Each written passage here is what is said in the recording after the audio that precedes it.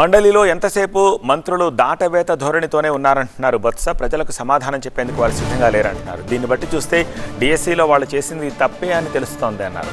తమ హయాంలో జరిగిన గ్రూప్ 1లో తప్పులు జరిగితే సిబిఐ వేయండి అంటూనే డిఎస్సిలో అక్రమాలపైన కూడా సిబిఐ విచారణ చేయండి అంటున్నారు.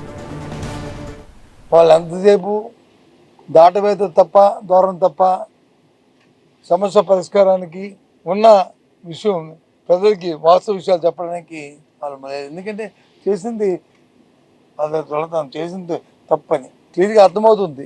దీన్ని బట్టి చూస్తే అనుమానం తావిస్తుంది. దీన్ని బట్టి చూస్తే నేను అడుగుతున్నాను, నాకున్న అనుభవంతో ఒక అనుభవం కాదు, నేను వేసిన ప్రశ్న తప్పు, దానికి ఉంది క్లారిటీ ఉందంటే చెప్పనండి, అందుకే చర్చిద్దాం. ఇలాంటివి ఎన్నో ఉన్నాయి. రోజంతా ఎన్ని గంటలైనా చర్చిస్తాం, మాకు అభ్యంతరం ఉందాం. రాత్రి 8 వరకు ఉందాం, 10 వరకు ఉందాం, 12 వరకు ఉందాం, 2 చర్చిద్దాం అంటే కాదు. మన అసెంబ్లీలో మన ముందు పెట్టారు, రెండోది ఎందుకు పెట్టారు, అదే వాళ్ళు ఇక్కడ పెట్టండి అంటే అక్కడ పెట్టండి. అవసరం వచ్చి ఎవరున్నారు?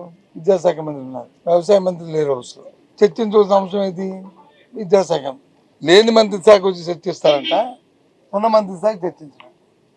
టెక్నికల్గా ఆలోచించండి. అధికారంలోకి వచ్చిన ఈ వెన్నుపోటు పార్టీ ఎప్పుడు అధికారంలోకి వచ్చినా కరువు తాండవిస్తుంటారు. వాళ్ళు వీళ్ళు ఫ్రెండ్స్ వాళ్ళతో పాటు కరువుని తెస్తుంటారు. ఆయనకి ఎలాగ నాడు ఉంది, వ్యవసాయం సుతండి కానీ చెప్పమాట.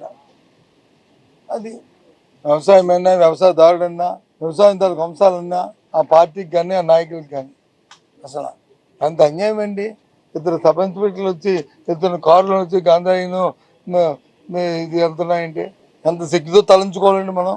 2 రోజుల్లో గాంధాయిన అరికెట్టేస్తాం, 10 రోజులు అరికేస్తారు, 7 అరికేస్తారు. 2.5 సంవత్సరాలు అయింది, ఇంకా పెరిగిపోయింది.